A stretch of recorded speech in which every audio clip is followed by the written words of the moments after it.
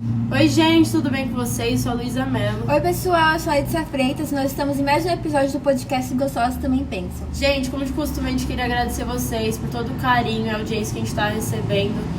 Isso ajuda muito a gente. Isso mesmo, Lu, vocês nos encorajam a continuar sempre. E a pedido de vocês, nós trouxemos aqui as sociólogas Vitória Wappler e Laura Isidoro. Oi, gente! Sejam muito bem-vindas, meninas. Obrigada.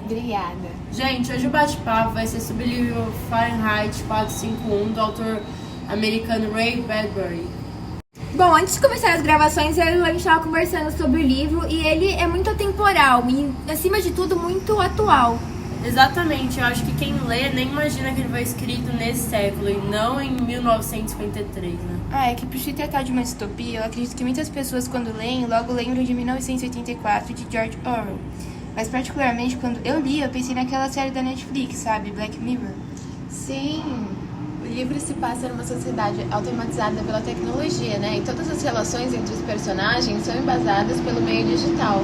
E Black Mirror, apesar de, é claro, ser uma ficção científica, faz uma reflexão justamente sobre isso, né? O flerte entre a humanidade e a tecnologia. Acho que a gente pode até fazer uma relação entre o livro e a mais nova tecnologia que temos hoje, né? O metaverso, que seria o mundo físico numa fusão com o mundo cibernético, uma evolução para uma realidade real. Então, e tudo isso é muito assustador, pensar que não é algo tão distante assim de nós, né? Agora, meninas, uma dúvida. De que maneira podemos comparar o conceito de ideologia presente em Marx com as cenas apresentadas no livro? Bom, a ideologia para Marx é uma falsa consciência. Em outras palavras, é uma ilusão que mascara a realidade a favor de uma classe dominante com finalidade manipulativa.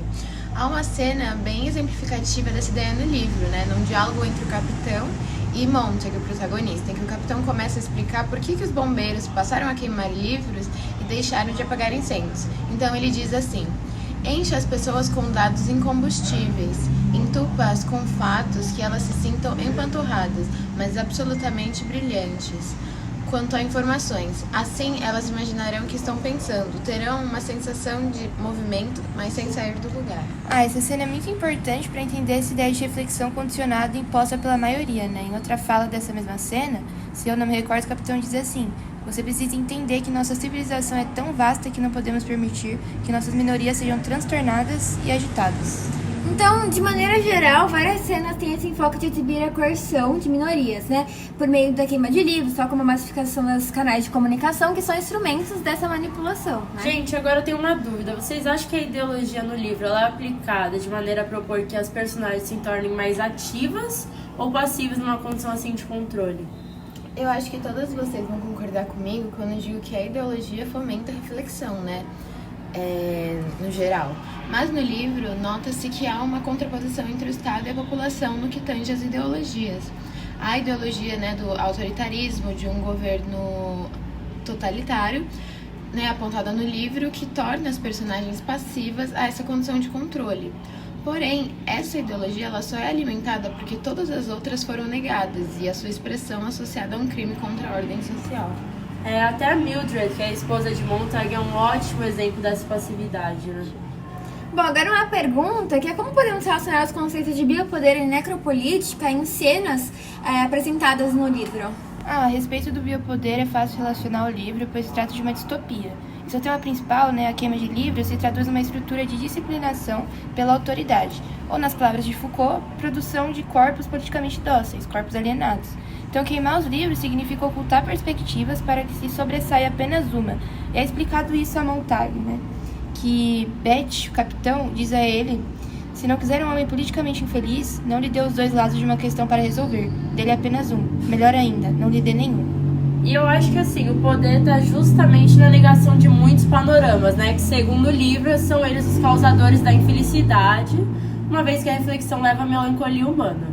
E assim, como na história a gente viu, a reflexão e o debate são característicos de democracias e não de governos totalitários. Agora, com relação à necropolítica, na visão de Achille Mbembe, tanto a morte de Clarice McClellan quanto a cena da combustão nos livros da idosa, a qual eles matam ela também, é expresso do poder é uma expressão do poder exercendo controle sobre a mortalidade. Gente, vocês acham que há possibilidade de uma sociedade sem ideologia? Sim. Sim, acho que é muito possível, só que numa sociedade de seres que não pensam, como todas as outras espécies de animais, né? Os leões, cachorros, gatos. Pode soar um pouco extremista, mas quando pensamos no primeiro conceito de ideologia, de Tracy, no qual ideologia é nada mais do que o conjunto de palavras, né? A ciência que estuda as ideias, nós, Homo sapiens, pensamos por natureza, seja por milhares de anos atrás a fim de caçar um animal na floresta, seja para manipular as massas a favor de um tipo de economia, ou até estipular quem irá para o paraíso a partir de uma série de normas e valores. Eu concordo, né? Eu queria enfatizar também que nessa sua última afirmação é preciso refletir que a religião, assim como a ideologia, é incentivada por fiéis. Ou seja, cristãos são fiéis do cristianismo, assim como os comunistas são fiéis do comunismo. Contudo, eu estou fazendo essa comparação a nível sobre-humano, né? E não sobrenatural. Sim, e essas ideias são muito presentes no best-seller de Yuval Harari, no Sapiens. Qualquer sociedade humana, seja ela primitiva ou evoluída, é resultado da externalização de ideias, do namoro entre a teoria e a prática.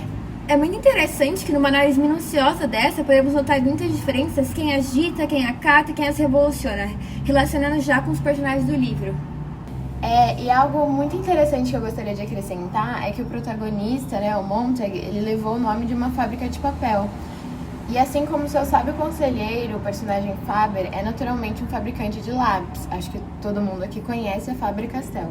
E assim, depois de uma conversa reflexiva como essa, vai ser difícil a gente não ter uma referência tão boa de um autor, né, como o Ray Bradbury.